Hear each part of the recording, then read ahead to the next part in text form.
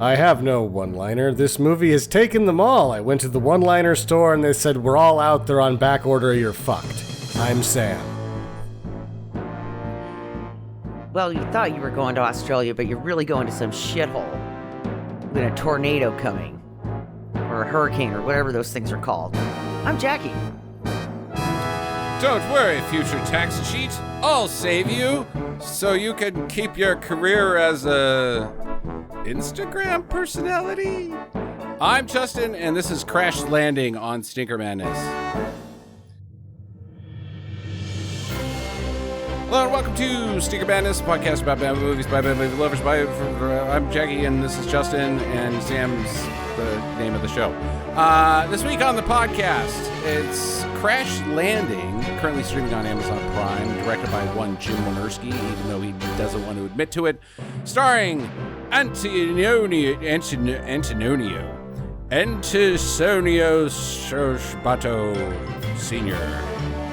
Jr. No, he's Antonio Sabato Jr. and Michael Paré. There might be a couple other bimps in here that Sam will talk about. John Beck is in this too. From fucking Dallas. He's the general that's like Antonio Sabato Jr.'s boss. He's on camera like 4 fucking times, but he's like third billing, something like that, because he's John fucking Beck. Oh, yeah. Whoa, man. You watched Dallas more than I did. Barely. Man, I was like 5. I don't remember that shit. I saw it like once. It's more than me. You probably know who shot JR. I think it was the daughter. I thought he shot himself. I don't know, to tell you the truth. Nobody knows who shot JR. I have no idea. I'll be honest. I thought it was the daughter, but maybe she was mad at Patrick Duffy, and that's why he was in the shower. I'm not real sure. This isn't about Dallas. This is about Crash Landing, directed by Jim Wynorski. Sam, why don't you go ahead? We could probably skip all the Jimbo stuff, except for how he got all these ladies in this movie to not take their shirts off. I think that has to do with Cinetel.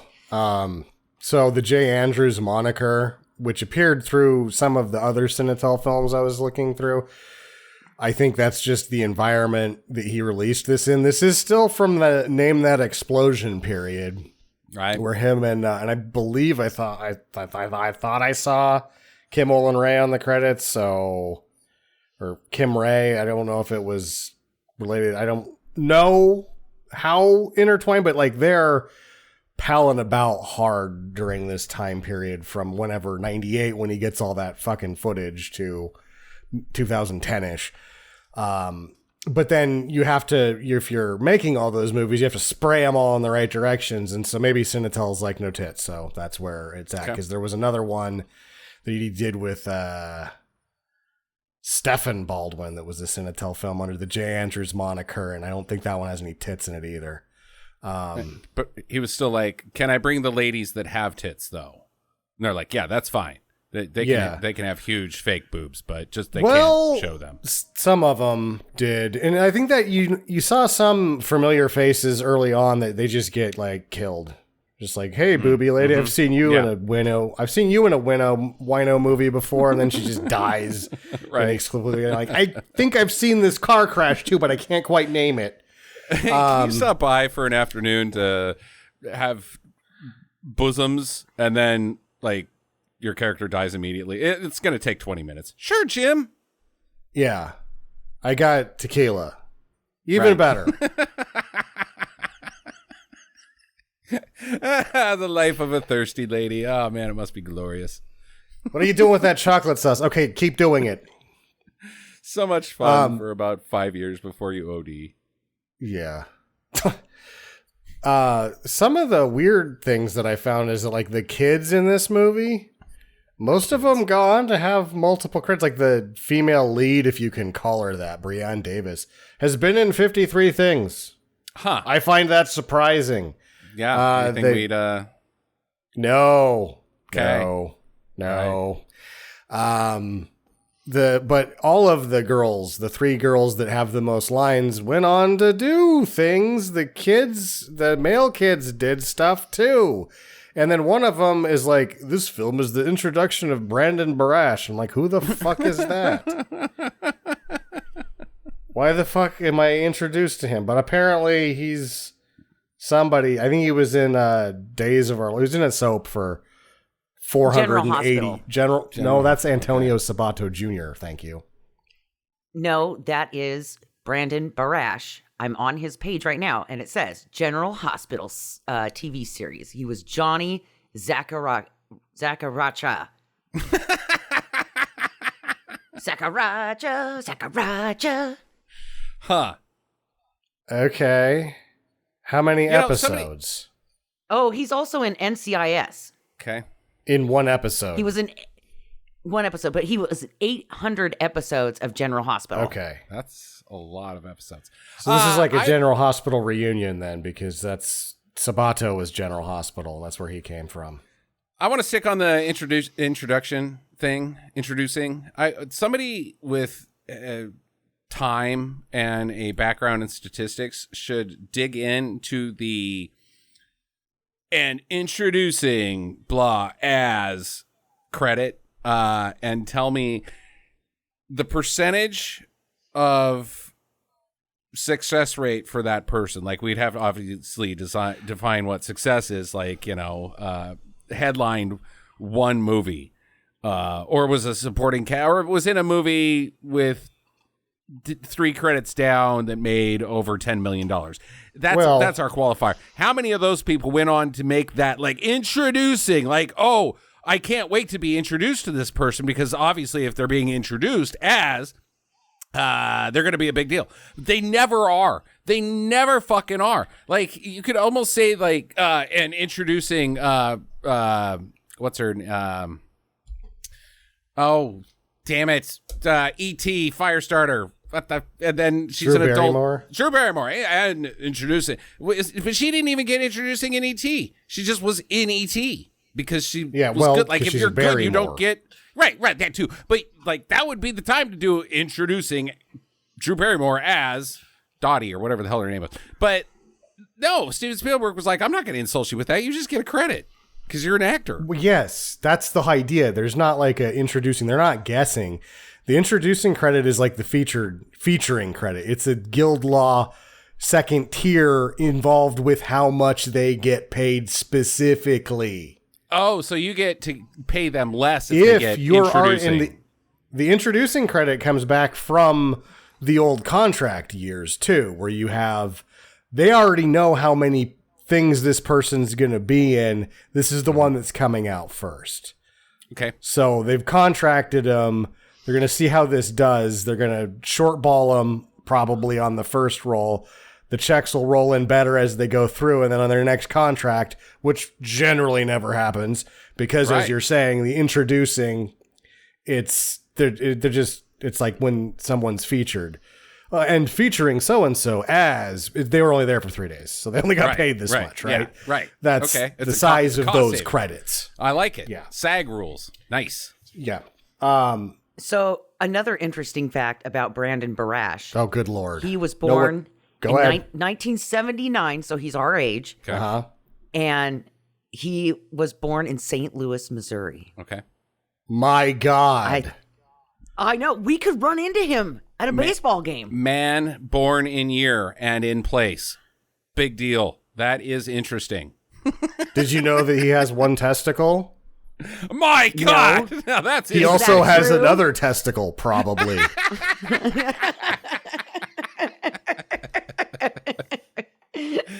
Are you saying this man could have up to 2 testicles? Up to 2 testicles. Somewhere between 0 and 2. One's my God. One's testicles.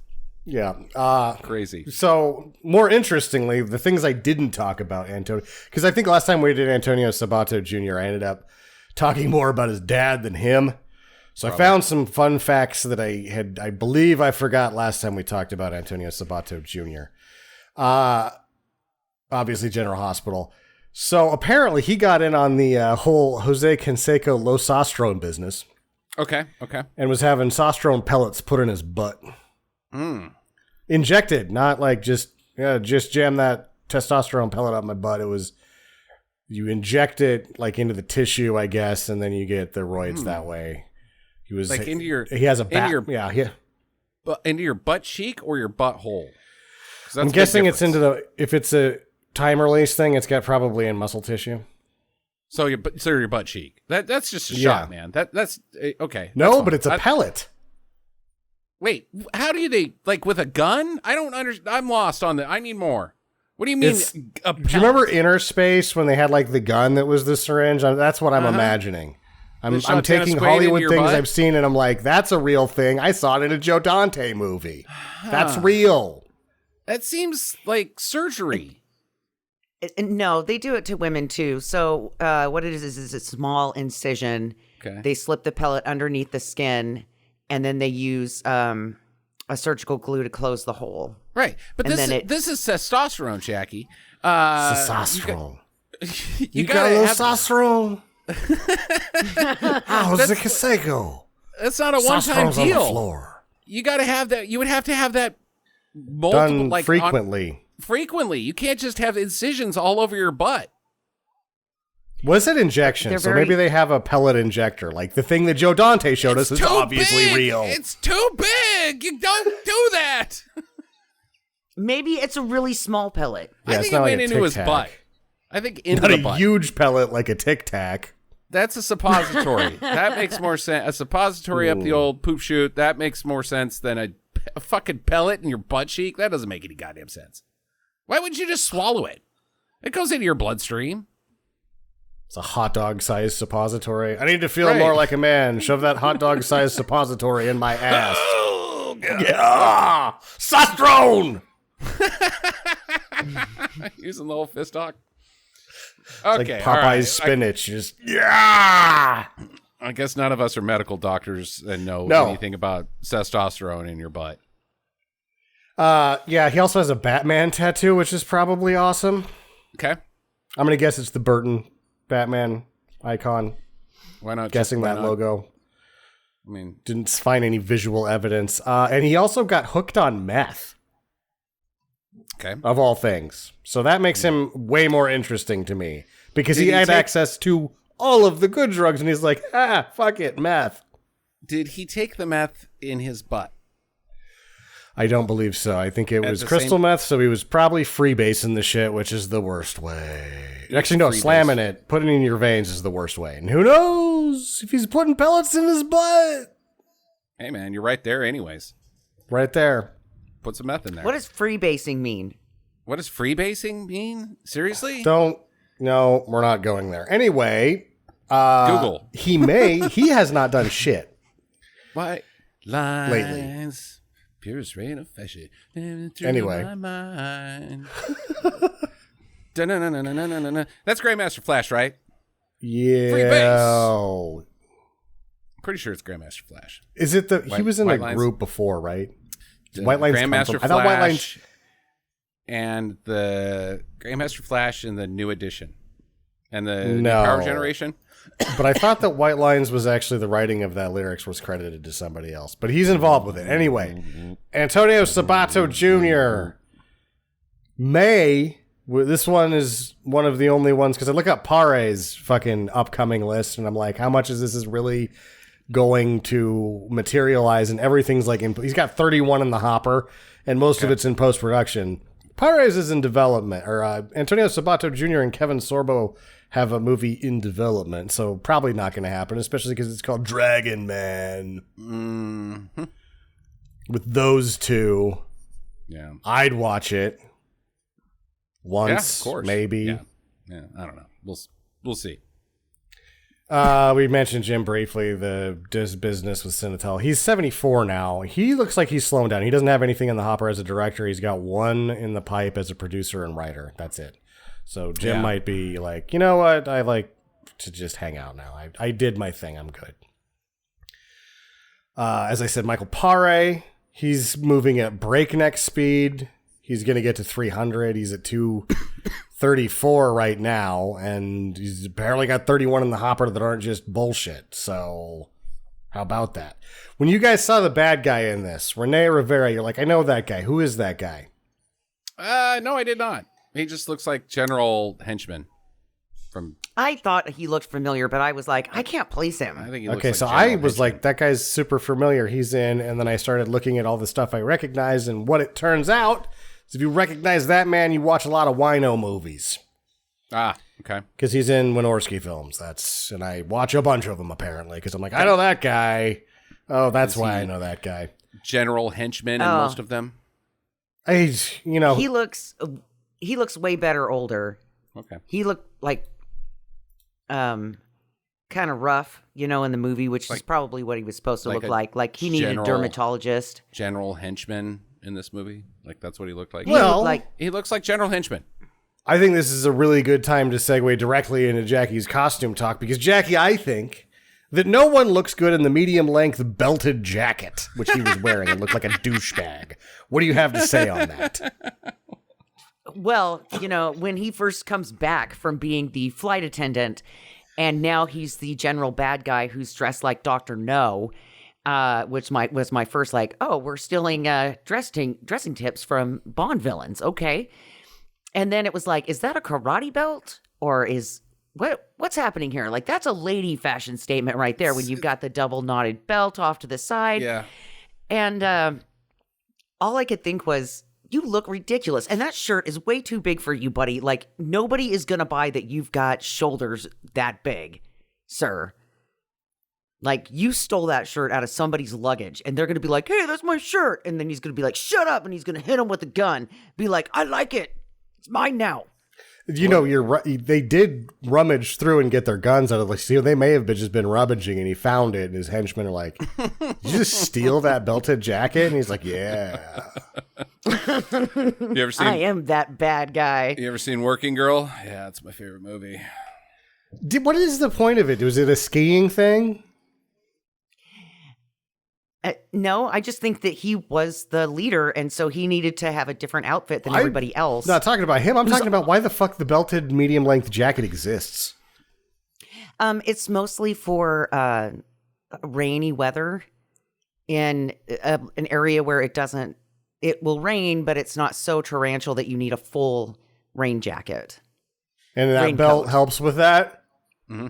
It helps. It's just part of the fashion, Sam. Yeah. It sucks. It's to make ladies' waists look smaller. Men wear the it. coat doesn't look... Make men's waist look smaller, too. Yeah. Okay. Power move. Giant Plus you're beer bellies. fat, then it makes you look bigger than you are, because you got to try to... Yes. Terrible. Yeah. Then you're pulling in your fat roll and you're cutting it in half, so now you look like two donuts in a trench coat. Two bellies. Because that's what I look like in one of those. Two donuts and a trench coat. I'm smuggling them on the plane. And the other thing I would like to point out as far as costumery is the lady who ends up with the gun on the pilot in the cockpit. She has a villain's outfit. Like, she changes into her, like, not a villain's outfit like, oh, I need to look like the rest of everybody. She has a bad guy's outfit, like a superhero, supervillain would do. Well, I thought it was a university alma mater sweatshirt, like LA State or something like that, because you could see the word state on the side of it. So I was like, oh, okay, so... Huh? Are you talking about the one that ends up in the cockpit? Mater. Yeah, she's either wearing one that's from her alma mater, and she's like, alma mater. Hey, guys, I went to college. I am the educated bad guy with really weirdly cut shapes on my outfit, which is totally how college shirts are made. Okay. And then when she's bending over, I'm like, what is wrong with your boobs? I think you watched a different movie fake. than she's not wearing a sweater. She's wearing a supervillain's costume. It is latex, or not latex, spandex. And it's got a shape cut out through the cleavage. That's a supervillain's outfit. There's no sweater or alma mater. She's a super. I don't know what the hell you're talking about. I can also tell you guys that you've both been bamboozled, as many of us have, by the majesty of the push-up bra. Because I'm looking at pictures of her. There's no evidence of breast implants ever. I mean, I've got various ages pictures of Mercedes Cologne, who plays that part. That's a push-up bra, and it's fucking working some magic. Because they're not, yeah. Man, I hate those things. God damn it. Yep. Push-up bras. Sure, fucking hate them. Rather be flat because they make them look weird. If you don't have boobs, the push-up bra makes your boobs look weird. It makes them look like you've got bolt-ons, like a bad Northwester. They're strap-ons. Set of Northwesters, yeah. Because this probably got an inch or two of pad there too to just make it look like it's like the disappearing boob trick. Yeah, they're disappearing boob trick, but they don't look good when it's on. Like the joke is, oh man, where'd your wonderful, perky, beautiful, cleavage-full breasts go when you take the bra off? When you don't have a lot to work with, it makes them look bad. Not like, okay, you can keep the Wonder Bra on. Like, I'm not actually take it off because it makes your shit look. I'd rather have you be flat chested and look at whatever you are trying to do. And like the rib cage thing in between them, I hate that. Like, because they're very slender women, and when you have that push-up bra, like accentuates. The rib cage between the. I don't like it. I'm out on the. No push-up bras. Blah. I will say though, in the push-up bras defense, that I was at a Target earlier today, and I looked over, and I thought this lady was a man at first, and then I had to double take because I saw these things flopping down by her stomach, and realized that it is true that I don't think I've ever seen a woman in public that really had those hanging down onto her stomach boobs. Like there was nothing, and then her stomach had moving jiggle balls. Yeah. And I was like, what the fuck is that? And I was like, oh, Isaiah, we need to go down this aisle over here. I was like, don't look at it. You live like in put on a bra, god damn it. A place that is notorious for being filled with uglies and disgusting crap like that, and people that can't put on their clothes right. So that's not really saying a whole lot. I also saw a man's titties today at Victoria's Secret. Sure. He had a V-neck shirt on. Yeah. He was in there, and he had a V-neck shirt on that was cut all the way down to his belly button. And he had a big fat paunch belly, and his bitch tits were hanging out on either. I mean, it was almost a nip slip, gentlemen. I was like, we got to get out of here. Let's go to a shoe store. There's oh my a movie. God. There's a movie here that we should be talking about. Yeah, and sweet Lord, thank God for Amazon that I don't have to do that anymore. I have to see this shit. I'll just click and it'll show up. If it's wrong, I send it back. Try a different size. Fuck it. I got time. Are you done, Sam? Is that all you got? Or okay, all right. Oh yeah. Let's get into this. All right, so Antione. I don't know why I can't say Antonio. His character's name is Masters. He's got a first name too, but I don't care. He's Major Masters. Masters Major. He's a pilot for the military, and he's bringing in a plane during a storm at the beginning of this. It's what is this? Because this is very Wynorski. Is it CGI or is it just a computer graphic? What is this? I think that there's a couple of stolen shots here, but the one hitting the ground, I feel like, because I wrote down aged poorly ? Because the answer is no. It looked like shit the whole time. It's just really bad. Shit. Right. One guy spent about a day and a half making this animation in probably Lightwave. Okay. Because in Lightwave, one guy can do it by themselves in Lightwave because it's got both the rendering and the modeling capabilities. So that's what it is. It's a really bad Lightwave animation, and I think that part of it is actually commissioned for this film.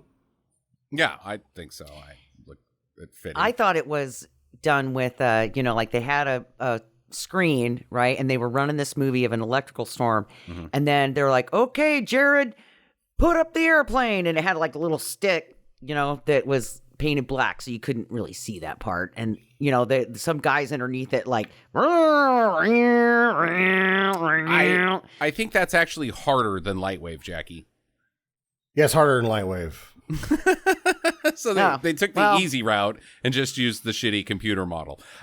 Anyways, he's bringing a plane in during the storm. This is not the right type of plane that he would be flying, or the complete lack of landing gear that it's got. Maybe they couldn't animate landing gear. But they're like, you got one choice. You got to dive bomb it. And he's like, oh, no, not dive bomb it. All right. So he's coming in hot. I guess dive bomb it just means like... He's got to eyeball it. Just eyeball it. He's like, I can't see shit. Eyeball it. Dive bomb it. I got dive bomb it. Dive bomb, eyeball. That's the maneuver. He's going to eyeball the dive bomb. Yeah. It just maybe he couldn't like eyeball it because he can't see shit. So then he's like, I'm going to dive bomb it. Right. So he's coming in hot. He hits the ground. No landing gear. He's on a freaking road, like just a 2-lane highway. And he's skid stopping it. Clips power line. Plane wing doesn't come off. It just cuts the power pole in half. It's pretty hilarious. And then he's sliding all over the road and he stops. He's like, looks up in the distance. And I swear to God, when he looks off into the distance, he sees a school bus ahead on the road that's like turned sideways. And he's like, shit. And as he skids to a stop, the school bus has apparently fixed its mechanical problems and driven away just fine. And a gas tanker instead has like, oh shit, school bus, and that one slides sideways. Shit, plank, and he almost stops and hits the petroleum transporter, which would have been like they should have left the school bus there because like there should have been kids on it, like banging on the windows, like, oh my God, we're all gonna die because he's gonna hit that fuel tanker that's parked right next to us in the middle of a highway during a storm, and we're all gonna explode.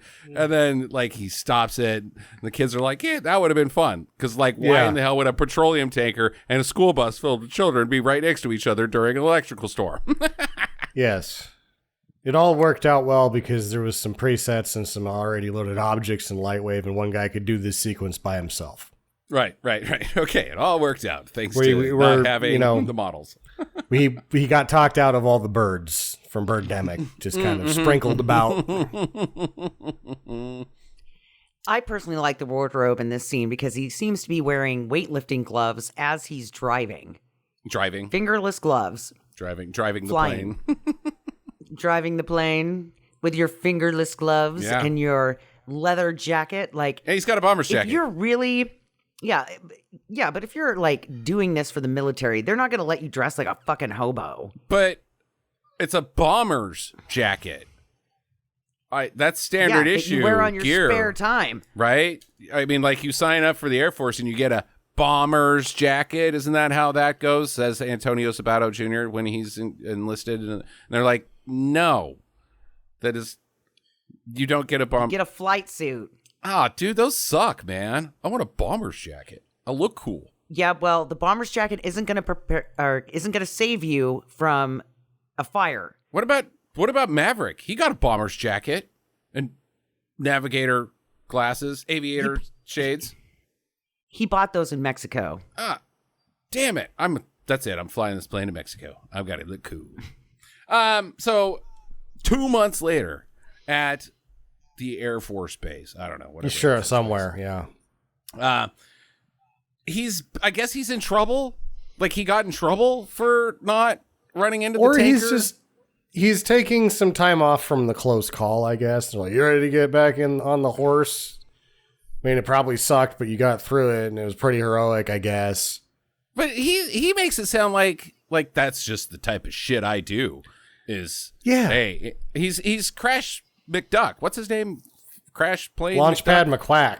Launchpad McQuack. Yeah, that's who he is. In fact, that's the same fucking plane as Tailspin. And they're both wearing bomber jackets. Right, exactly. So that's who he wants to be. He has no problem with what happened with that bus full of children almost exploding. Like, it was a close call, but if it had been anybody else, those children would be still on fire right now. But it was me, so I'm cool. To me, it seems like he got demoted.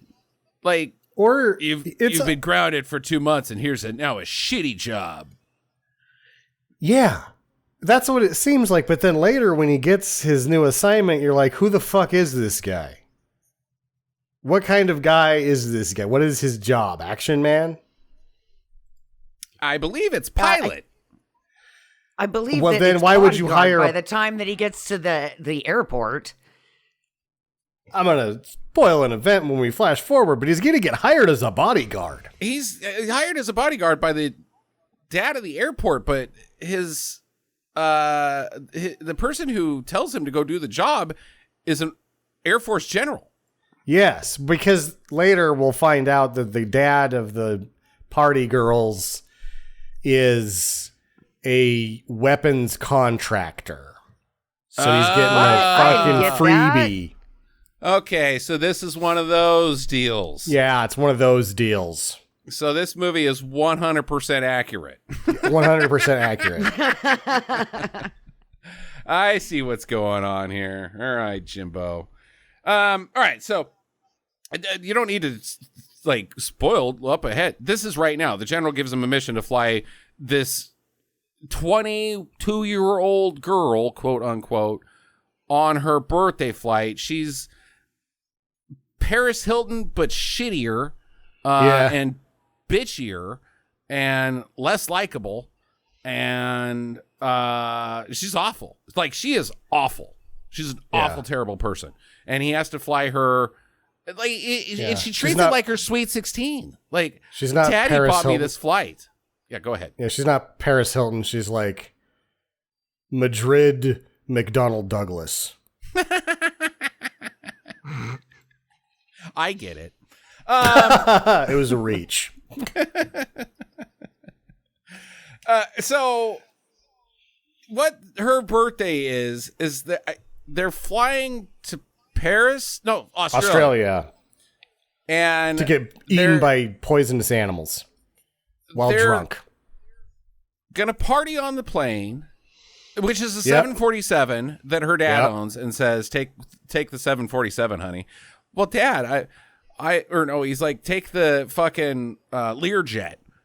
Dad, I've got 14 friends going. We won't have enough room on a Learjet. He's like, God damn it, she's going to want that 747 that seats 350 people. There's 3/4 of the plane is empty. 3/4, it's like 90%. Those things are fucking huge, dude. It's not even close. And once you get there, the entire hotel I've rented out. Like, the entire one. There's not, like, you've got a floor for you and your dump. The entire hotel has been rented out. Yeah. Your Sweet 16 has cost me $17 million. Sure. That's why he's got to fucking get a back scratch on the bodyguard, because he's already spent so much. So he's going to just lean on the Air Force for that one. Because they're known for having bodyguards. Yeah. Sorry, honey, I have to hold back on your 17 million and reduce it down to 16,500,000 because I'm going to rent 8 elite bodyguards from the number 1 bodyguard agency in the entire world. No, I want $17 million. God damn it. All right, call the Air Force. Yeah. They have to do it for free. It doesn't make any goddamn sense. Okay, so meanwhile, there's 2 chickies driving down the road, looking like familiars from a Jim Wynorski movie, according to Sam. Yeah, regulars. And they're like, oh my God, we're going to be on this plane and it's going to be amazing. And don't we look so hot right now and so cute? And oh my gosh, there's just going to be so many cute boys. So many cute boys on this plane. Wendy, you going to slow down for that chord? Oh God, no brakes. Yeah. Yeah, and at first I didn't get what was happening here because it just looked like 2 randos. And I It was like, is. It is 2 randos. And I'm like, okay, I don't see why we cut to this scene other than car crash. Oh my God, the fire and destruction. Jim had the film, Jackie. He had the That's why. footage. He had the footage. And it's interesting how he's diced this little picture up into 3 parts. And this is part 1, footage that Jim had. Right. And it's a good, like, the car going off the cliff is bad because the car is clearly like Jim's footage is like through the Santa Monica Hills. Like, there's no cliff off to the side. That's a sheer drop. And I don't even think Big Sur has that sheer of a drop anywhere. So it's just, it completely clashes with what's happening with the ladies, because they do slow down around these corners. Like, the brakes! But then they have to slow down, and then all of a sudden, out of nowhere, there's a car going sideways off of a cliff.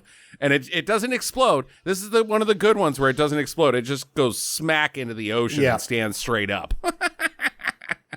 They're like, it didn't blow up, so maybe they made it. And you're like, they did not. They did not They make did it. not. Glub. And then some other dude, he's like, yeah, party bro, what's up? Yeah, I'm on my phone. Kaboom! His house blows up. That was fucking... I had to watch it twice. It was too much fun, because he's just like, who's this dipshit? And he just fucking blows up. I'm like, yeah! Blowing up some random dipshit, because you have no idea what's going on. So you're like, okay, there's a car crash. Yeah, he just blew up some random dipshit. Nice. I don't even think that guy said anything about, oh yeah, I'm going to be on a plane later. Kaboom! Like, nothing. No man, he's just like, hey bro, what's up? Are you ready for this week? Kaboom! Yeah. It's like, okay. Sweet coffee. All right. I wonder who that guy was. And then some workout lady. I like her because this is all gym footage, right? Mm-hmm. She's working out on a treadmill or something, or I can't remember, lifting weights, whatever. And then Stairmaster. And then she goes to a pre-prepared bubble bath. Like, she started the bubble bath before she started working out, so that she can slip into a cold tub of water. Because even if it's 15 minutes of workout, like if you're pumping iron, like, yeah, I'm going to work out these abs in 7 and these arms in 7, that water is cold by then. Now, she's got efficiency charts. She's got everything timed out. And the only reason she has to walk over there is because, as Jackie said, she was on the stair climber. Had it been the treadmill, she would have just gone limp and had it shoot her right into the bathtub. That would have been awesome. Also, it's a bubble bath. The bubbles would have been gone by now. Yeah, Come on. Well, the water was still running by the time she got to the bath. So her bathroom's flooded? Yeah. Yep. I think it's right. Efficiency chart. She's like, I got 10 minutes before that tub overflows. She did not. I mean, man, that's okay. There's an assassin in the room with her, and he's like, I could strangle her. I've got black gloves on. I brought a gun and a knife, and like, I could just make this quick and easy.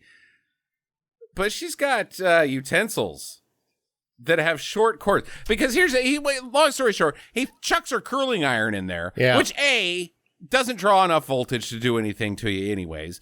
B, it's going to trip your fucking circuit. You're not going to get electrocuted. Well, C, B would be that there's no open current it would just make the water hotter. And she's like, oh yeah, Calgon, take me away. I think she got a burned up crotch at most. Ew. But either way, and the cord isn't long enough. The cord is not long enough on a clear. It's not. Good thing she bought the one with 20-foot curling iron cord. That's not a thing. Like, it doesn't. No. Come on, man. Curling.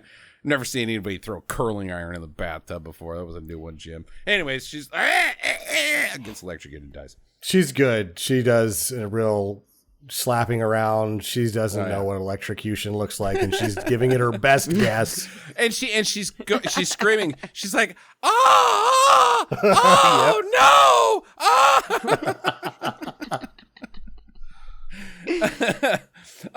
Speaking of screams, this next one's great too, because on a train, our main bad guy's there, and he's stalking a lady who's some busty lady, and she switches cars, and he's like, excuse me, ma'am, do you have a light for the cigarette or whatever fucking distraction he has? And she's like, oh, sure. And then he just chucks her off the train. Well, the camera is, the reprojection is set up so that, they're going by like trees and stuff. It's not over a bridge. And so he chucks her like 4 feet down from the buckle, where whatever that's called, the two trains buckle. And her scream is like, ah! Yep. Did you like bounce and then like roll and Doesn't make any sense. It also doesn't make any sense why a flight attendant is taking a train. Why is she taking a train? She gets off the plane and gets on another plane. Where are you going? I gotta get back home to my next plane. And they're like, that's horrendously inefficient for our profession. You should talk to the lady that just shoots herself into the bathtub. She can get this all worked out. I only do one-way plane trips. So I take the train to get back from Jacksonville. Mm. It's like her life was the lyrics from a John Denver song that doesn't make any sense.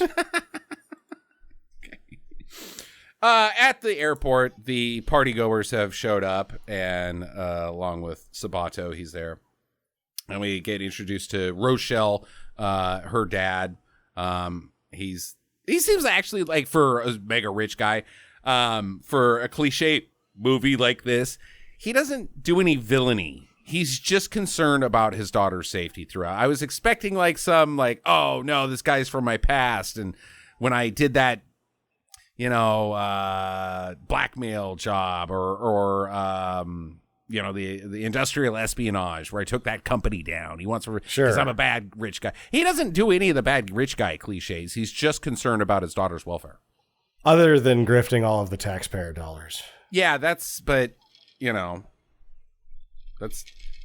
he doesn't have ulterior motives. There's not like also a bomb that he's selling to the Iranians on the plane at the same time, which generally happens in this sort of thing. Yeah, that's actually Kevin Dobson, who was in Knots Landing. Isn't Dallas a spinoff of Knots Landing? Other way around. Okay, whatever. So we got a Dallas guy and a Knots Landing guy already on screen. Fantastic.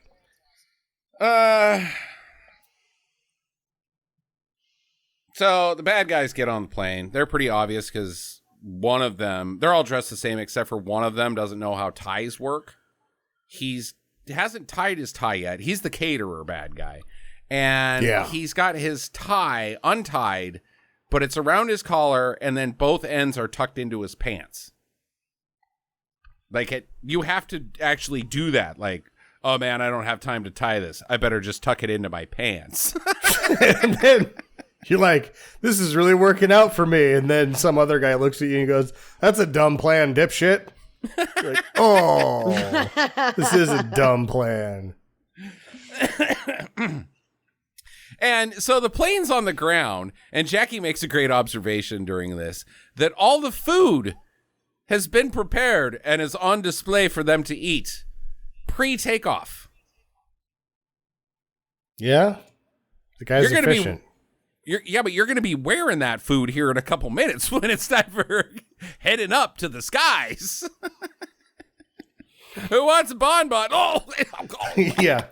There's a reason you can't eat during takeoff, man. Thought the mayonnaise was going to stick the ham there. Just acted as a lubricant when gravity kicked in. This is terrible. I'll have the spaghetti pre-takeoff. Are you sure? Yeah. Are you sure? I don't think you want that. No, I love spaghetti, man. You don't get it. Could you have a really hot soup?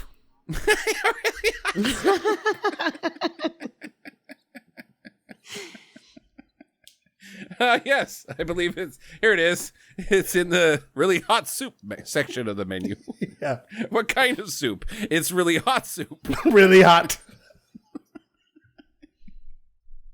With chunks of potatoes that will stick to you and continue to burn your skin. Really hot potatoes. That's what kind of potatoes. Okay. So the daughter, she's just being bitchy and just awful, Rochelle. Because her dad has hired so many bodyguards in the past to protect her that she is tired of them. Oh, because she thinks that they're there to spy on her. Like, oh, you're just here to spy on me and report back to daddy what I'm up to, how many blowjobs I fucking give on this airplane. Yep. I am? Because he didn't say shit about that lady. I'm here to keep you alive. Yeah. And that's it. He didn't ask me to, like, wait, what'd you say about the blowjobs? It's like, I've got a bag here that's got 17 different types of antivenoms because you're going to Australia. Right. Well, usually what happens is daddy sends a bodyguard to report on all the blowjobs that I give the bodyguard. And he reports that back, huh? Huh. Okay. Well, you're okay. Yeah. So lots of giggling is now happening on the front of the plane. Popping champagne. Oh, so many cute boys. Ooh, there's gonna be so many cute boys. Giggle, giggle. And what's with the one flight attendant that's just being a complete skank right here? And she's like, "Would you like some champagne, college kid? I'm 45." Like, weird. Isn't she the cockpit bad girl? Yeah. Okay. Yeah, she's just hoary. She also she puts out the vibe to Sabato Jr. too. Yeah, she wants to get everybody drunk so it's easier to take over the plane. So this is how she knows how to vibe it. Yeah, right. Okay, now that checks out. Right. Good job, Jim. Yeah, Jackie just thought she was being hoary. No, it's all part of the plan. They take off. They have food go all over their faces. Now, somebody put the food away, thank God.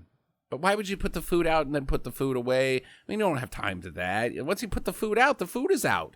You can't, like, stuff matzo balls back in, like, a container and then take them out later and be like, here's your hors d'oeuvres. Don't they look good now that they've been smashed in a fucking plastic bag? The people are going to get drunk. They're just, like, flashing them the food so for later when they get the drunk munchies, maybe. But, okay. Just say, hey, we got food. Hot soup. There's menus in your seat back pocket. Like how a plane works, Sam. You don't. Yeah. I mean, I get drunk on the plane every time I get on the plane, but I don't go, boy, I'm not going to get drunk unless I see some food on this plane first, because I know how planes work. There's food on the plane. They have. Maybe I'm just going to take devil's advocate because it's just like, we've got food, whatever. It doesn't make any sense. But maybe, let's say, in the mind of the fake caterer, he's like selling that he's a caterer. They're not going to believe me unless I put food out. I've put food out because I am a caterer and not a terrorist. Clearly a caterer. Do you not see these delectable meats and cheeses? What kind of cheese do you have? Yellow. Some is yellow. And white. And this one that's got some spots on it. What kind of meats do you have? I'm assuming cow meat. This one is light pink and this one is dark brown. Clearly, I'm a caterer. Would you like some white sauce? Mayonnaise? Sure.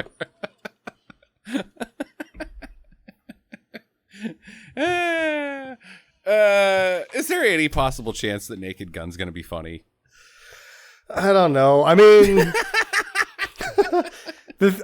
here's what I got. After watching that shit, I think you guys watched it too last week, the Ice Road with the fucking Neesons. I've seen it. I feel like he needs to do something else, so it can't be that bad. I saw that he's dating Pamela Anderson now. Yeah, you're very hung up on that. Yeah, my mom is too. Good for them. Great. Okay. Man, woman. Well, it's just sad when his wife died, and he hasn't really. I don't know. It's nice when people find each other when, like, later in life. Okay. Old guys they're not old alone. guys are finding pretty blonde ladies all over the place, Jackie, and most people are creeped out about it. But you are like, oh, okay. Well, Neeson's he's 85 and dating somebody that was Tommy Lee's girlfriend. You're okay with it because she's what, 58? I think she's still like 30 years younger than him. It's gross. It's not, because it's a little gross. It's just such a step up for her, and I think that's why everybody's behind it. Tommy Lee, yeah. And Kid Rock.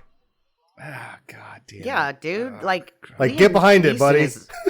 Get behind it. I'm so fucking behind it now that you said that. Shit, yeah, man. Dude. Like, she deserves to not have a douchebag. No, she totally deserves not to have a douchebag. I'm not sure if Liam Neeson's is not a douchebag though. I'm not sure. Like, I don't have. He's definitely not Keanu, right? But I don't have any evidence that he's a cool guy. His last wife, before she died of cancer, they had been together a long time. That doesn't mean shit. You and I have been together for a long time. I'm a total douchebag. Honey, I told you. You're an abuser, not a douchebag. Oh, come on. That was a terrible joke. Yes, I'm sorry. Now I have license to abuse you. Oh, good Lord. Now I will right, hit you so- after this podcast. Take that, you We're stupid going back to bitch. the movie. On the ground, we've got an introduction, because there's maybe some other bullshit happens before the plot sets on its way, but we're going to get some Paré shots. Yeah. Got Michael Paré doing his Michael Paré voice. I'm the What are captain of these this guys? unit, god damn it. What do these guys have to do with shit? What do they have to do with shit indeed? Because you're not going to know These for a long guys? time. I don't even have notes about Paré. I'm glad that you brought him up, because he does not have anything to do in this movie other than, hey, I'm going to do the Paré voice at you assholes. Yeah. For 3/4 of the movie. He does some Paré math on overtime hours, too, which is really good.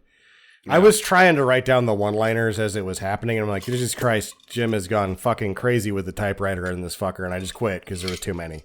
Mm-hmm. But, yeah, so you've just got Michael Paré doing his thing on the ground for unknown reasons, and you're like, cool, I like Michael Paré, it was fine. I'm so glad that you guys are here to do a kick-ass job of building this runway. Oh, yeah, Captain? It's too bad that there's all this rain, so we have to take a break. You're not taking a break on my watch. Captain, regulations say that we have to take a break during hurricanes. We can't build a runway in the rain when all we've got is bobcats. God damn it, if only the military had financed this operation with actual tools and equipment and not pussies, we could get this job done in an afternoon. But here I am stuck on atoll butthole and with you assholes.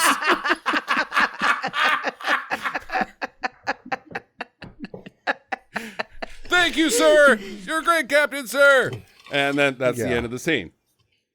So there's a typhoon. I don't know where they take off from. I'm assuming Alaska, because their route doesn't make sense because they're flying over Hawaii. Maybe you fly over Hawaii on your way to Australia to not, like, oh, just in case we crash in the tiniest set, like the ocean's huge, but we're going to aim for that tiny little set of islands just in case we have problems and we can crash into that Maybe. one. I mean, that's not the worst Seems, idea. From LA to Australia, Hawaii's nowhere on the way. But I don't know. Maybe I'm not a pilot, right? Okay, so anyways, we got to avoid this typhoon that's currently over Hawaii and atoll butthole. Meanwhile, in the back of the plane, the lady It's fucking directly in between. Is it? I thought it was to the Yep, left. it's like if you draw a straight line from LA to Australia, right. Hawaii is on that line. That seems too convenient. Are you sure you're not looking at one of those maps that lies to you, Sam? Well, Like Google has been accused of all of the lies, so I guess Right. there's that. Yeah, I don't know. That seems awful convenient. Surprisingly, it's also in the middle of LA to Japan's flight. And Seward, Alaska to Atlanta, Georgia? Huh. Yeah. It's also on the middle. Wow. How about that, Hawaii? I guess we should just stop in Hawaii whenever. Sure. Okay. So Masters is getting hit on by the bad supervillain lady. And she's like, club soda, sir? Or no, how about a fucking jug of wine? And he's like, no, thanks, Yeah. I don't drink. How about a jug of wine? I'm a tough guy. I don't do that. Oh. What would you like? A club soda? How about a Harvey Wallbanger instead?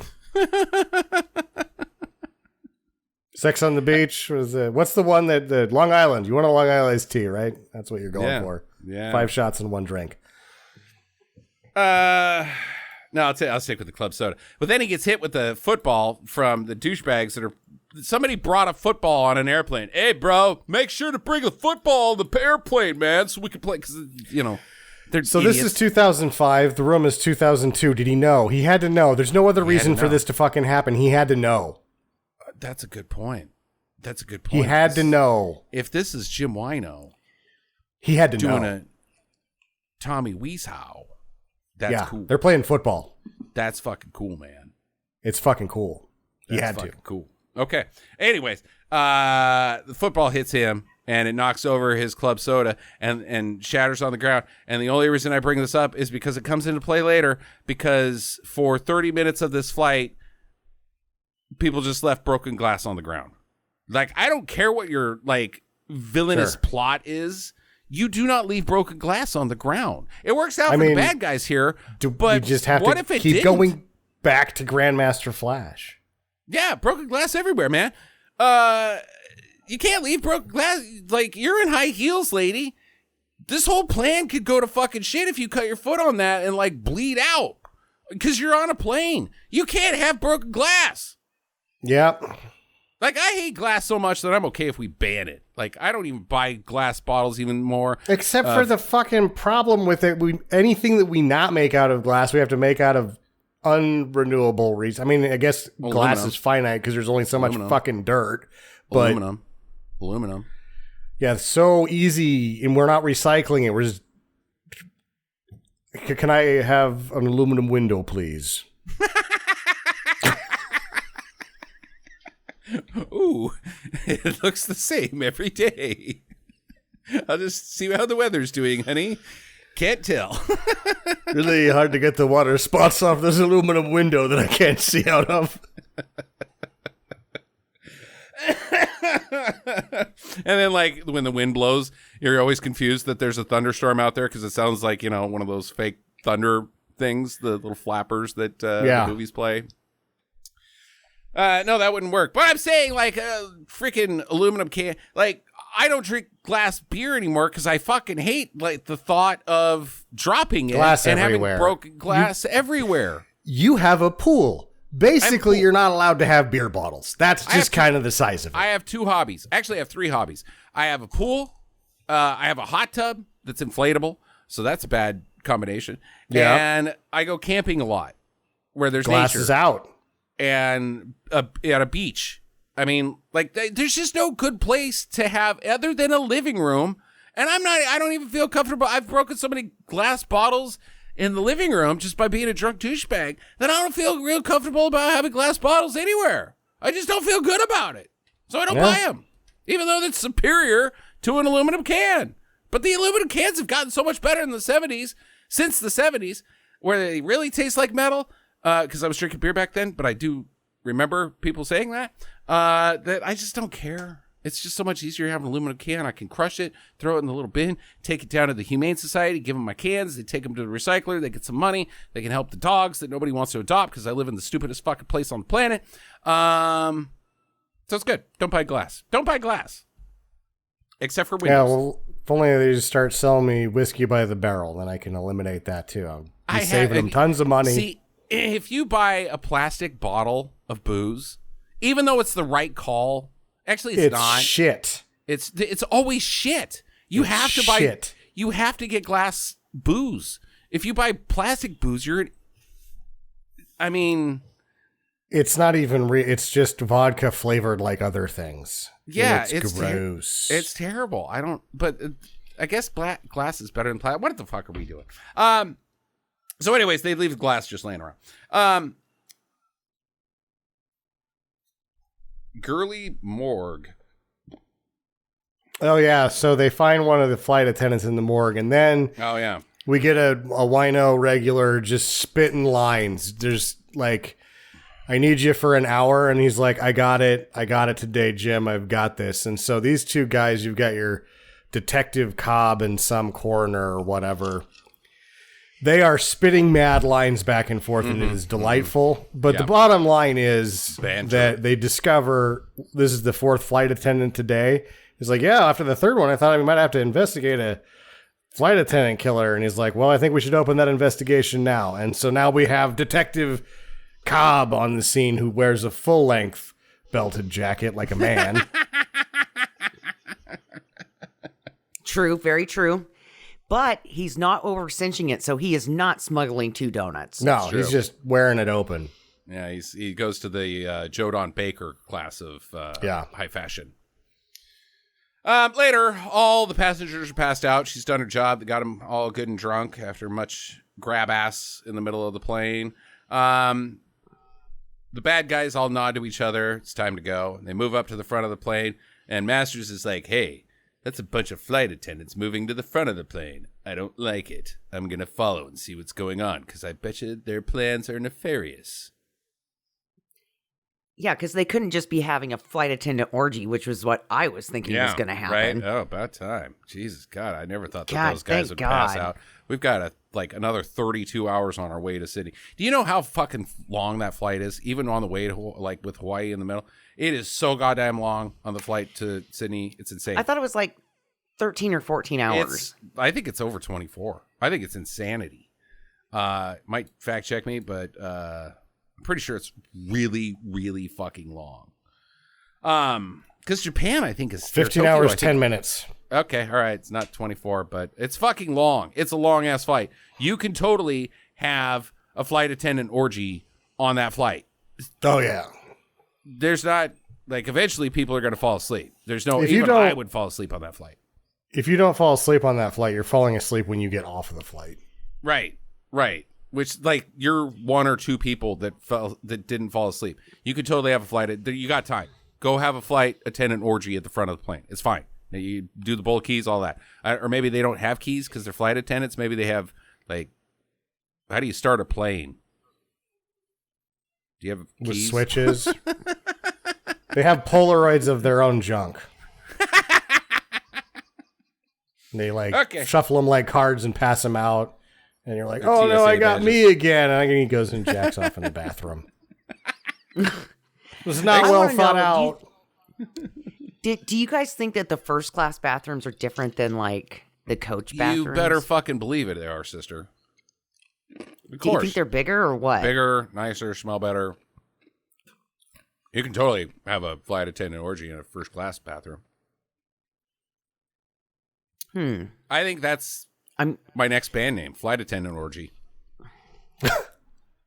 In a bathroom. No, it's too long. In a first class bathroom. No, yeah. That's the name of the record, Jackie. In a first class bathroom. This seems like an excellent plan. Okay. So, everybody's passed out. He goes up there, but Kelly also is like, ew, where's he going? I hate that guy. I'm going to follow him up and just be a fucking bitch. He's like suspiciously eyeing the whole area. Where'd those flight attendants go? They're all in the bathrooms. Not having an orgy. They're getting dressed for their bad guy costumes. She changes her clothes in the bed, like, I can't get out because I got to get bad guy clothes on. This is part of the plan. And Kelly's like, or Rochelle's like, ma'am, get the hell out of there. She's banging on the bathroom door. Just being a fucking, and he's like, what's your problem? And she's like, I hate everything and everyone and you're rich beyond belief. And like, you're on a whatever, lady. I don't care. Get out. Yeah, I thought this was especially bitchy. Like, nobody else can use this toilet but me. Yeah. And my friends. So for this flight, you flight attendants can fuck right off and go to the poor people bathroom. How dare you? I know what you're doing in there. You're changing into a bad guy costume, and that's going to take, like, attention away from me. Mm-hmm. Get out of there. Because that's all. That is I'm not kidding. That is all these the two female flight attendants do is go into the bathrooms and change clothes. The rest of the guys go up to the next area past the bathrooms. I don't know what this area is called in the plane. And that's where all their guns are at. They're getting guns. The ladies are getting dressed. It's stupid. But we do know that number one bad guy is going through people's luggage and stealing thigh-length shirts. Medium-length belted jackets. Yes. And there's pockets underneath the belt, and they're barely long enough to... It's just so bad. Damn it. This bitch won't get out of the bathroom. I really gotta go. All right, fine. I'll take you to the back of the plane, Rochelle, where you'll be safe, and I'll stand guard while you take a giant shit. Yeah, fortunately, your dad owns a 747 that has like 18 bathrooms on it, so you can find a fucking another one. Yeah, go take a dump someplace. I'll stand guard. Oh my God. Really? That's the smell that comes out of you? Good Lord. I ate a lot of caviar. Thought it was going to be like, I don't know, dollar bills or something. I guess dollar bills stink pretty bad too. That's what, yeah. You know it. You just smell it. Well, when they have been in a hooker's ass, so. God damn it. I know what that's like, if you know what I mean. Okay. The bullets start flying because who cares?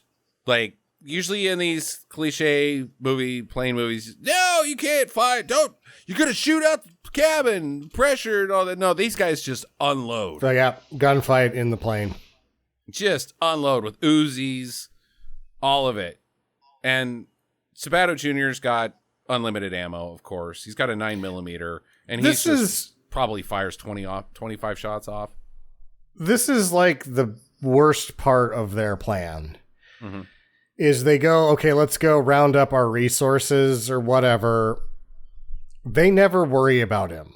They're like, we got to get into a gunfight with one guy, so we're going to be okay. We could really, when these people get drunk and he's the only one awake, we have the means to take care of him right now. Instead, we're going to we're good at gunfighting, right? Let's do that. And then they start gunfighting. They're like, we are terrible at gunfighting, as Steve, it turns out. Have you ever been in a gunfight before? No, man. Gary, I don't know what the hell we're going to do here. Gunfight? We're just supposed that guy's to kidnap hitting a people. Teenager. He's hitting our people. I've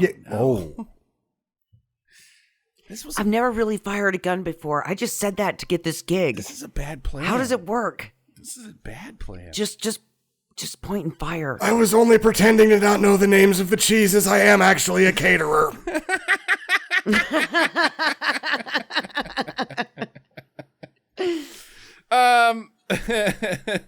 And the pilot, he's up there like, God damn these party goers. I knew that they were going to be a pain in the ass. I can't concentrate on flying this plane, even though it's on autopilot right now because we're flying.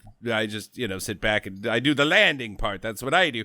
I can't concentrate on flying the plane with all their... this must be some sort of new rap music, like gunshots, blah, blah, blah, blah. Yeah, God damn it, I hate that rap music. Go tell him to shut up. He seems like he's had... I've got a question. Sure. I've got a question. If the pilot is responsible for your flight for 14 hours, do they take a nap somewhere in there? Or by the time that we get there, they're so high on cocaine that they don't care? There would be 4 in the cockpit for a shift change in this one. Totally, absolutely. These guys are fucking not going to do well. No. Nope. Okay. Neither. Now, I was curious about that. I just kind of had that thought. That long of a flight? No, you'd have a pilot, you'd have 2 teams, a pilot, so 4 guys, pilot, co-pilot twice. But do you think that they have a special sleeping area for the backup team? They get in, they take their Ambiens, they go to sleep for 8 hours, and then they get up and they fly the plane. I'm probably little shelves with mattresses, yeah. Yeah, I'm assuming it's pretty comfortable in a 747 up front. It's built for long hauling. I bet that is where the flight crew went, is the pilot bedroom. Okay, all right. Hey, who got rid of my bed and replaced it with guns? Damn it. Anyways, so the co-pilot goes back there to shut those damn kids up, and he's like, "Hey, oh God!" Gets shot immediately. So that guy's dead. Yeah, and why shoot the co-pilot? Oh, I shoot the co-pilot. God damn, that guy's gonna... She makes a face like she's like, oh, fuck, I really don't want to do this, but I have to. So I'm going to give this one a hall pass, because it looks like on screen, she's like, oh, no, I have to shoot this guy, and there's only 2 of them. But why does she have to shoot that guy? What did he do? He went, he was going to tell the captain, and then she's like, oh, I think he's going to find out eventually anyway. The next thing they do is go into the cockpit and tell the captain. Yeah. Okay. I don't think they needed to do that. Masters and Rochelle, they escape into the lower hold via dumbwaiter. And they're like, the bad guys are like, okay, well, this is a big plane and there's 2 ways to get down there. So you 2 go up front, or you go downstairs from the front and push him or kill him, either way, towards the back. And then we'll stick Wendy at the back with her gun pointed at the dumbwaiter so that we trap him with guns. Yep. Good plan. And Masters is why didn't Wendy use the dumbwaiter to go down? Yeah, because then she's kind of if you're, I'm just gonna stand here. Well, if you're in a combat situation, Jackie, and you got a guy that's got a gun. And you got a gun. You gonna put yourself in a tight space to chase after him? No, you just have to stand there, and you can't get he just shoot you. When you come down, just bam. He'd do the same thing. But would little Annie Oakley do that? Who's little Annie Oakley? Get your gun. So Little Annie Oakley, get your gun. Here's what you're doing. You're referencing a movie that I referenced earlier in the week just because now you understand that it's a reference to something, even though it has no current basis in context for this movie. You're just wanting to say Little Annie Oakley for the sake of saying Little Annie Oakley. Not true, because I told you that some creepy old man shook my hand when I was a kid and said, "Oh, look at that. It's Little Annie Oakley." Freaked me out. Never looked it up. Because you had a gun? You had a fucking rifle? Well, that doesn't make any goddamn sense. Well, I was at a Kmart. I bet you She she could Kmart shoot with the a 45 and she was 6. Well, I bet you this little kid should shoot the fucking pubes off a flea if she had to. My God, look at her handshake. What the fuck does that have to do with Little Annie Oakley? Because he's called me Little Annie Oakley. I get that he said that. I don't understand why. Did you have a fucking long rifle with you? No. Then that's a dumb thing to say to somebody. Well, look at Darth Vader over here. Why am I Darth Vader? I don't understand. The Chewbacca reference, though, I would get if somebody was like super hairy. Well, sure. Like, wow. If only I had known I was going to meet Alexander Hamilton today. Hi, I'm 4. That's what I meant. I don't, okay. Weird. All right. Anyways, Masters, he's only got 6 rounds left. So there is a bullet count in this movie. But then this dude comes down from the front. He's got an Uzi, so he must have reloaded at some point. And like, I guess the food cart moved or something, because he just unloads on a food cart. Just brah, brah, brah, brah, brah, brah, brah. Brah, brah, brah, brah, brah, brah, on a food cart. I've got to say, if this is how food carts really are, I mean, I have a lot more confidence now in those airline meals. God damn. It laughs at his fucking, like, 250 rounds that he doesn't even blink at all these bullets coming at it. It's good cover. Well, either did the bathroom door on the cheapy area. Yeah. So I'm also like, hey, if there's a gunfight on a flight, I'm going to the bathroom. Man, who made this 747? Halliburton? Because they make bulletproof cases. Okay.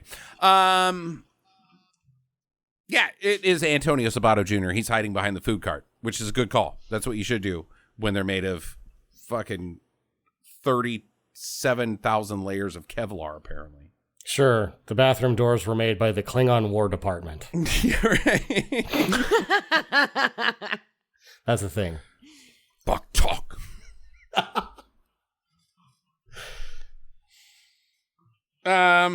But one of the bullets ricochets and hits the fucking fuel tank.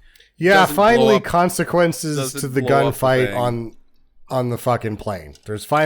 There will be more later, but finally you're like, oh, okay, well, I guess there are some consequences to having a gunfight on this plane. Now they're leaking fuel. Masters gives this guy the neck breaker, though. Like, he gets his gun away from him and neck breaks him. It's kind of No, he gets his ass saved by Yeah, he does. Yeah, that's true. snobby lady. Yeah, that's true. Now she's Action Kelly, but she's never as awesome as Action Kelly. Never. No. No. Not as good as the last one. That was actually like 3 ago, Jackie. Action But Kelly. he does do an effortless neck breaker. It's very easy. This guy needed to see a doctor before getting on this plane, in truth. So our head baddie, he's in the cockpit, and so he's standing there. He tells the pilot, "I'll shoot you in the fucking neck if you don't do what I'm telling you. We're running low on fuel. I got to put this thing down. You're not gonna do that because that's crap." Okay, even though it's crap, like this pilot does the thing that most of these movie pilots don't. He's like, "That's cool and all, bro. Plane's still going to crash into the ocean. We don't have the gas now." And the bad guy has a great response where he's like, well, I don't like it. I guess do what you gotta do. Okay. Good talk. In the back of the plane, the party kids, they have a plot to like, oh, they can't kill all of us, right? We'll all attack him. And then he comes out and points a gun at him, and they're like, oh, I made a dookie. And that fails. Master sends Rochelle back while he crawls up the... Oh, yeah. So they're down in the bottom of the plane, and he's like, you got to go back up. And she's like, well, why? Because they're not going to shoot you. You're the kid. Like, I need a distraction, and they're not going to shoot you. Okay, well, what are you going to do? I'm going to climb up the laboratory pipes. Yeah. The what? The sewer. He has now become a teenage mutant ninja turtle. I don't know if you know what a sewer, Jackie, is, but it's below the street. This is in a plane. There's no sewer. Yeah, but this is Teenage Mutant Ninja Turtles, the plane edition. Okay. And she's turned in now to April O'Neil. He's looking for a pizza somewhere down in this hold, right? Like maybe it was on the dumbwaiter. And, now he's going to bust out some nunchucks and kill people. I don't think so. Cowabunga. I think he's going to climb up pipes because he says laboratory pipes. If anybody's ever pooped or peed in an airplane, the pipe is not the size of Antonio Sabato Jr. It's a 3-inch pipe. It's a 3-inch. There's no What are you talking about? Eventually we see him and he's not crawling up through pipes. There's like a behind the bathroom wall that also like it doesn't make that room doesn't exist. Either way, he's like, you need to go. And she's like, why? So that you don't get shot because they won't shoot you. And then I'm going to do some shit with pipes. And then that conversation ends with him saying, stay here. Right. For 5 minutes. Right. And then he's like, oh, you don't have a watch. Well, here's my watch. And she's like, I don't know how to tell time. Fuck. What does this mean? So I think that's the look she gives him. Poorly delivered plan is it's going to take me a little bit of time to get up the secret wall behind the lady that has a gun trained at the dumbwaiter. And so you're going to take the dumbwaiter in 5 minutes, and that's just going to be right at the right time so that you open up the door. She goes, shit, I can't shoot you. Then I can take her down because she says, shit, I can't. Why don't you just go up there and take her down from, she's trained on the thing. Why don't I just stay here? Shut up. Well, later on, after this plan doesn't really formulate the way they want to, he goes back to the stay here part of the plan. Right. But yes, so he emerges from a secret compartment that may have something to do with the bathroom. Mm-hmm. He then strangles the lady with a cord that he found somewhere. Right. And she's dead. Yep. And wait, the guy that didn't... We already killed the guy that didn't shoot him, right? There is only 2 terrorists left, Sam. Yeah. The cockpit lady when and our head bad when guy. he's strangling her, though, she's like, why didn't he just shoot you? Why did he tell you to freeze? Right? That doesn't make any sense either. Yeah, that didn't make any sense either. Okay, so the plane doesn't have enough fuel to make it to the bad guy land because he says, like, no, we're going to bleh. And I don't know where that place was. We're not going to make it to your rendezvous. So the head bad guy, he goes back to check on the others, but they're all dead. Oh, I'm going to go check on the others.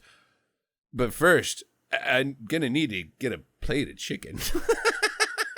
You notice he got some food? I got to go check on Wendy to make sure she's not dead from Antonio Banderas Jr. But hey, look at those wings. The guy's like, he's like, you know what? That gunfight went so poorly. I bet these wings are good. I bet he is a real caterer. He starts walking around with it. Like, okay. Masters gets the drop on him though. And pilot up front, he pulls the gun out of the super villain lady's hands, and they get in a struggle. Everybody's struggling, but then the pilot gets shot because, of course, he does in the heart. He gets shot in the fucking heart. He gets shot in the fucking heart. And then he's like, okay mostly. Nobody shoots me in the heart. And then he fucking he shoots her. He grabs the gun and he shoots her. She's dead. So there's only one guy left. Mm-hmm. Sure, they got no pilot, but guess what? We already know that we got a pilot.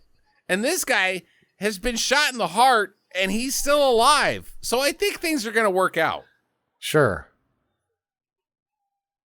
But there's a fight in the back. The door window gets shot out with a gun. Finally, physics takes place. The newspapers start flying again because every time I get on a fucking airplane, somebody brings a fucking pile of newspapers. Sure.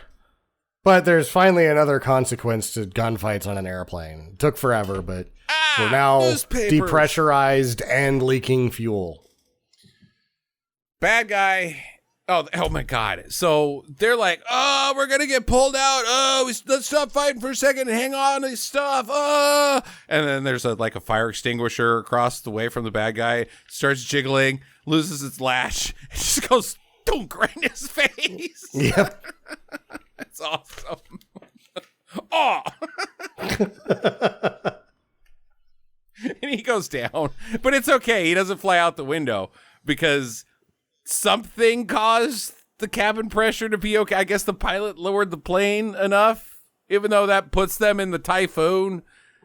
There's too many newspapers around. I'd rather take my chances with the typhoon. Also, I've been shot in the heart. Yeah. Are you going to be okay? I don't know. Mm-hmm.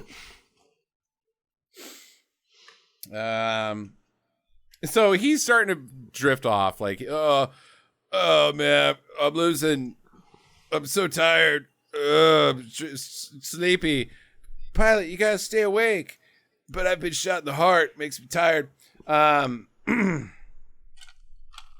can't read my notes. Damn it. Pilot is struggling to stay awake. Apparently the kid that's holding the pressure on the pilot is actually a pre-med student, so he knows fuck all about actual medicine. I don't know how to save a man's life who's been shot in the heart. Well, you can't.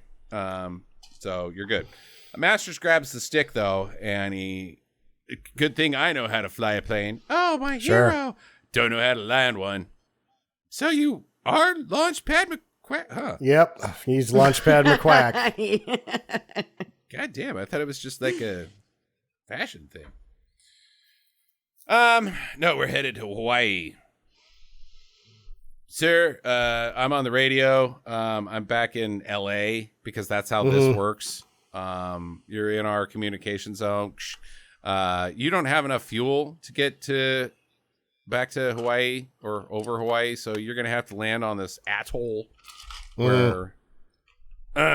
Sam, do you know what an atoll is? What the difference between an atoll and an island is? Isn't an atoll the foundation of its coral? Might be. But the atoll is rock. It's solid. There's nothing can grow on an atoll is my maybe I'm wrong, but nothing can grow. Then they're not on an atoll. They're not on one because they are not on an atoll. That is an island that they're on. It is a ring-shaped coral reef, often enclosing a lagoon that forms as a volcano erodes and shrinks. Okay, sinks. Yeah, there you go. Can't live on an atoll. It's not dirt and soil. It's coral rock. Maybe some hardened lava rock. Anyways, so the runway, it needs another 100 feet. Okay, I'll go to land on that atoll. Well, we got a problem. It needs another 100 feet for you to be able to stop. 100 feet isn't fucking very long. It's not very long. Not very long. Like, I think they're splitting hairs. It's in the, give or take zone, right? Yeah. Okay.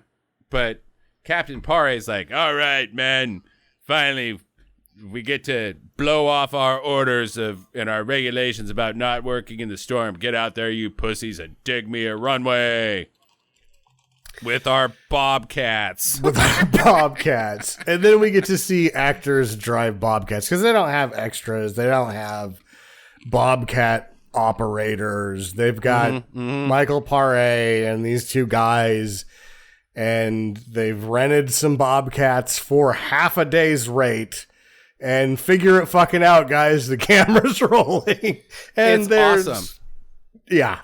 Because it's paced like when Ripley gets into the arm robot. Like, yes. And their faces are all determined and like, here we go. And then they hit the stick and they're like moving 4 miles an hour. Yeah. And not in unison, or like they figure out how to make it move at different times. I think this is it. Okay, we're moving. Okay. It is great. Meanwhile, they tied the bad guy up next to the broken glass from before, guys. Like, where should we lock? Should we tie him to a seat, which actually has things to like attach him to? No, let's stick him down here on the floor next to this cabinet. That's going to work out, where he could like roll around and maybe like find something to just tie him to the chair. There's plenty of chairs. Yeah. It's a 747. It's empty. God damn it. So he starts working on his ropes. Any guy. Oh, so the army guys, they stop digging because they've got to a rock. Sir, problem. There's a giant rock in the middle of our runway. How we didn't see that most of the atoll rises up through our runway when we planned it, I don't know, but it's there now. Damn it, men, you're gonna have to blow that fucking thing up. Except for I didn't say fuck, because this is not that kind of movie. Not that kind of movie. There's no tits, there's no swearing. Go get the explosives. Yes, sir. Isn't also dig a trench and fill it up with gasoline while you're at it. We're gonna hit 2 birds with 1 stone on this baby. Sir, I can see the plane. Like, I think we're out of time. Do it, damn it. Yep. And they start okay, so they start digging this fucking trench by hand. Yeah. With shovels. Mm-hmm. They've got bobcats. Yeah, well, those too wide of a trench. They didn't have the they don't have the trencher attachment for that. It's like pull up sideways, dig a big hole with the digger, dump it on the other side. Pull up sideways. Back around. Yeah. Like it doesn't shovels? You guys Yep. Hunter got to dig the entire runway. And how long is this runway? It's not the 100 feet that they had to dig out to extend it. Well, it's the entire distance of the runway. It's like sure, a fucking but they mile. Had like 5 or 6 guys there, and they only had 3 bobcats, so the other 2 need to look alive. Well, you want us to dig with a shovel? Do something, fuckers. Stand around like dickheads. May as well dig a hole, you jackasses. Back on the plane. They are the excavators for the Air Force, so I fucking dig. God damn it. Back on the plane, Masters is called in. Yeah, a guy whose name I don't know that's talking me down. You're the air control tower guy in this movie, but you're actually an army guy. This wind's really bad. Like, the typhoon's really knocking me off course. I think I'm going to have to do a slip maneuver. Yeah, I think you're going to have to do a slip maneuver. Yeah. Okay. What's but that that's mean? Crazy. You can only do it with Cessnas. Excuse me? What's a slip maneuver? Says everybody watching the movie. Yes. I'm going to have to bring her in sideways. Sideways. So like Fast Denzel Washington? Like when Denzel flew the plane upside down? No. That was upside down. This is a slip maneuver. That's a slop maneuver. Yeah. They blow up the rock. It makes when they blow it up, these guys are so good at demolition that they plant the explosives in just the perfect spot that it just blows up the surface of the rock. And now they've got a nice smooth patch of asphalt that they can, there's no crater. The rock just gets cleanly shore off right at the perfect runway height. And the runway's lit with gasoline and fire. They're coming in hot. They land pretty smooth. The slip maneuver works pretty great. But they're coming in too hot, literally, because the runway or the landing gear snaps in half, and the plane wing crashes and is now into the hot runway lights. The landing gear didn't fail because it was going too fast. The landing gear failed because the two dickheads with shovels got part of the trench too close together. Trenches too close together. And the wheel landed in there and it broke off and caught on fire. Oh shit! But they're still going. Like they're still running down the. They're still doing okay. They're not like twisting and flipping and exploding like most planes would do.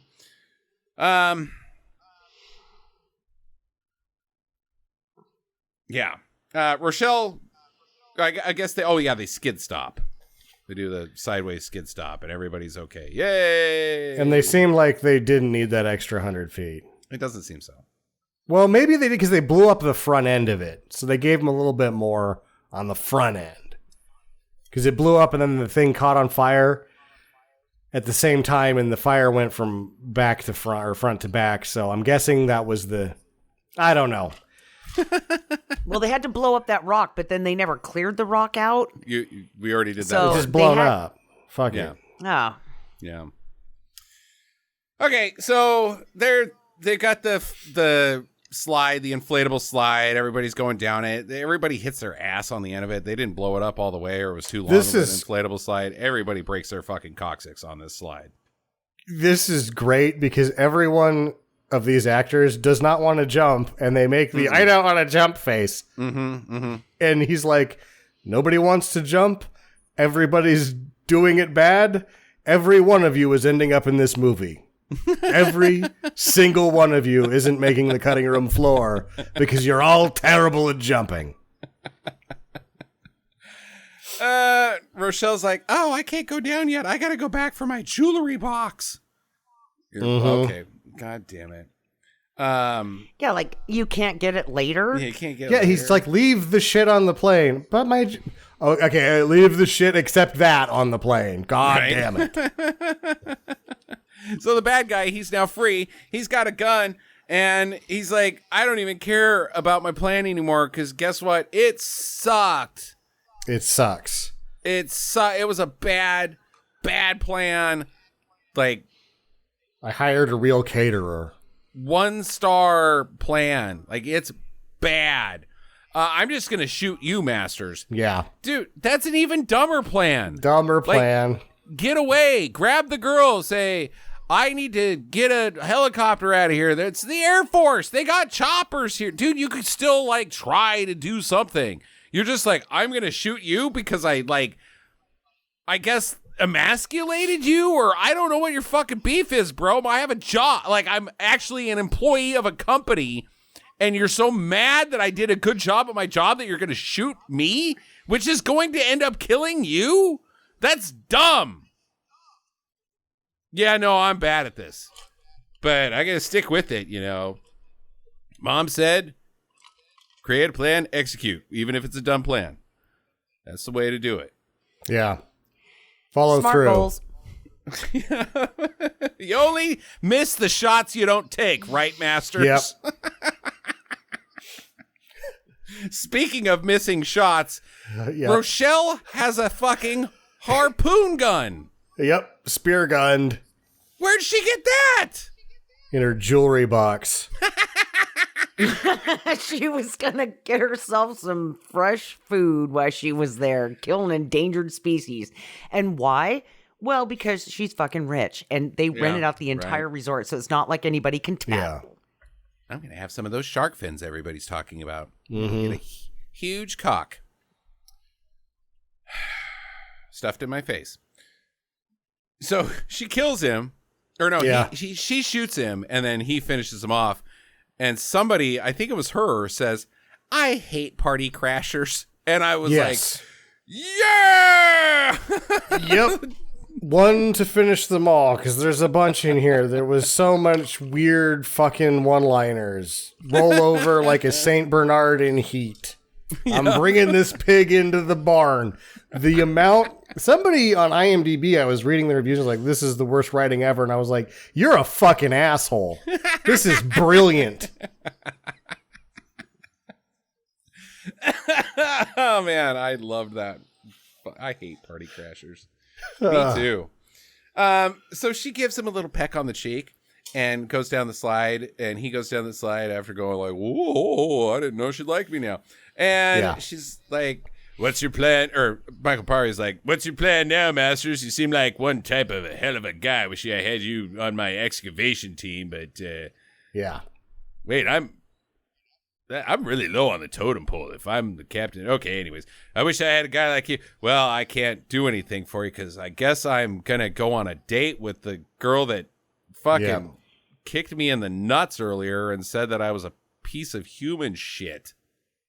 Yes. Well, he's got a bottle of whiskey or whatever and a steak that's been cooking out in the rain, so that's going to be delicious. Mm-hmm.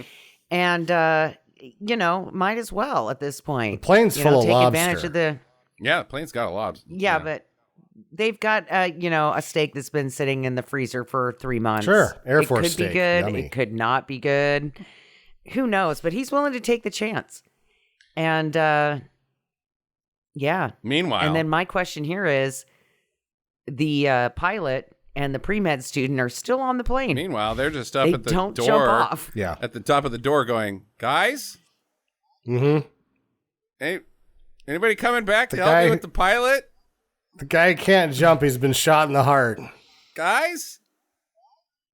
Hello? Everybody's gone. The guy with the spear in him is asking for help.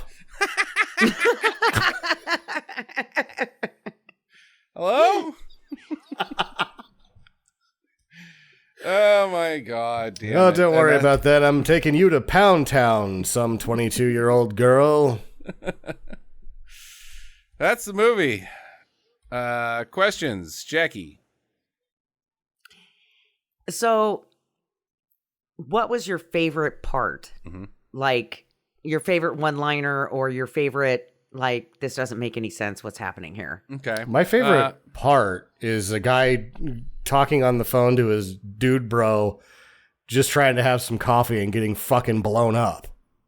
Yeah, that was pretty wild. You're just like, whoa, I'm not ready for that. There's some high points in this for sure. Like the banner between the morgue guy and the cop who we never get back to. He warns the dad and the dad calls into the plane and all that sort of stuff. But, that was a great time.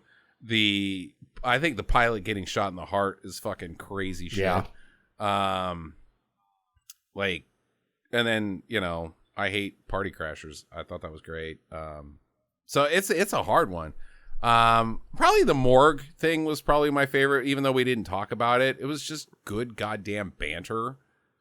Like, these guys actually seemed like they were in a different movie. Good banter. Mm-hmm. It's crazy.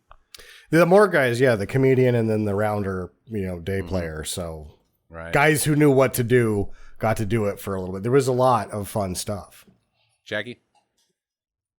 Yeah, I'm going to say my favorite part was when the girl, I don't know. Rochelle, our heroine.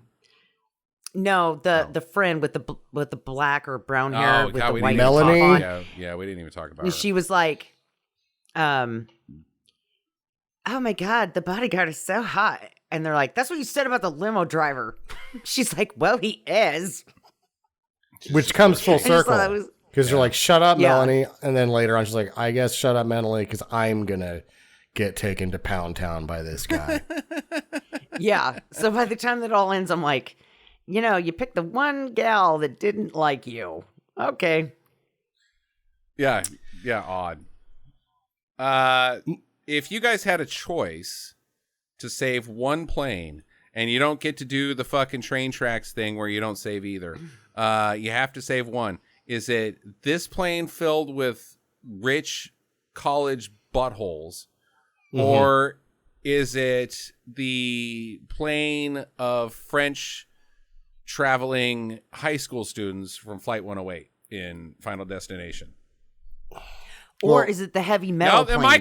My question. Just those two planes. You got to make a choice between this one and Flight 108 from Final Destination.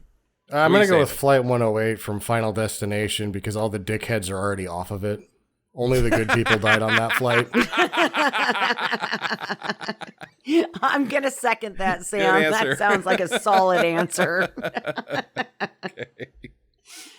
Sam, question. Okay. Does she nearly get abducted every time she goes anywhere? It seems that way. This is just a recurring thing where she's like, every time she goes anywhere, she gets abducted, and so she's a bitch to the bodyguard. And she's like, oh, God, I hate bodyguards so much. I always get not kidnapped. And you're like, and then you bang them? Yeah. So that's what I think. I think that she's like, I'm just being bitchy, but I'm going to bang you later because I always almost get abducted. Dad, I've been home for like 3 months now, and I am so bored. I go out to all these nightclubs, and I don't have a job or like a future or anything, but I'm so bored. Can I have the plane? He's like, last time you were on the plane, a whole bunch of hijackers tried to take it over, and they ended up blowing it up, so I had to buy another one. And good thing you weren't on it, darling. I lost like 4 bodyguards that time. I don't care. I'm bored. You don't love me. Bleh. And then he's like, God damn it. Fine. You can take the plane. I'll get another bunch of bodyguards. Yeah. Yes, bodyguards had small wieners. Okay, Jackie, anything else? Favorite villain costume? Obviously, the terrible medium-length belted jacket. You say terrible. I didn't care a bowl. Oh no, it's totally the guy who didn't know how to tie a tie. That he tucked his tie into his pants. Good. He didn't just leave it loose. Like he was like, I don't even know how to tie this. I'll just stuff it into my pants. Yeah, that totally made it for me. I'm going with weird cockpit lady. Yeah. Okay. I still can't believe that they got dressed for villainy. Like, you guys go get the guns. We'll get dressed in the bath. Why? You're already wearing black. We're all wearing we got the theme for our villainy. It was wear black. You're already wearing black. Now I'm going to look hot. God damn it. Well, the one guy had to get the gun show out. Right? Yeah. He's like, this flight attendant uniform has too much sleeves for me and my muscles. Okay, Sam. Question. The big question. Is he an action pilot or is he a flying bodyguard? He's Launchpad McQuack. He can't fly the plane. He cannot not fly the plane, Sam. Sure, but he knows how to fly the plane. No, but he also knows how to defeat terrorists. Fly the plane. I think that's a side effect. He cannot not fly the plane. He has to. It's like pirate goes to ghost pirate. This is what I'm talking about. Is he primarily a pilot or primarily an action-oriented bodyguard, special forces type? Which is pilot who kicks ass kicker who can also fly. Which one is it? I think he's more pilot than fighter. Okay. Yeah, me too. So he's a pilot fighter. What if not a fighter pilot? He was just recovering plane in the beginning, and that was like from another special operations, was just shooting dudes and punching them and breaking their necks with ease. So but he lands planes the same way every time. This is his thing. He crashes them. He crashes planes. That is his thing. You don't just pilot on the side. If your thing is crashing planes. Then you have to fly them frequently to have a thing that is crashing them. So he is a pilot fighter, not a fighter pilot. He's an action pilot, not a flying bodyguard. No, I'm going with mine because it's even more confusing. He's a pilot fighter, not a fighter pilot. Okay, sure. It's in his blood. He's more pilot than fighter. What's the plan? What's the bad guy plan? Really? He's gonna take him to like. Instead, I think they're gonna go to somewhere in Indonesia, and then he's gonna ransom her. How? That's He's not like, how I hostages took your plane work. and your daughter. Give me money. That is impossible. He hired a caterer for a gunfight. I'm in Indonesia with your daughter. Where? Calcutta? Wouldn't you like to know? We'll be there. We'll be there in 10 minutes. Like, it's not possible to do any... You have to be in the same country to ransom off a person, or you got to keep her on. You hijack the whole plane. I'm going to land this in Hawaii.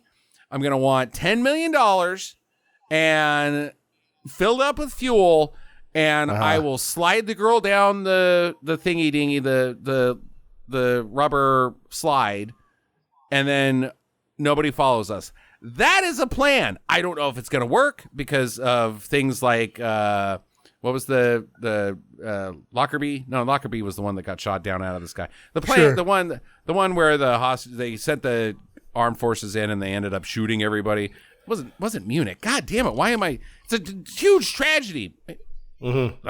Iranian hostage affair crisis. I don't know my history as well as I need to. But that's at least something. This is not. There's no money. There's no plan.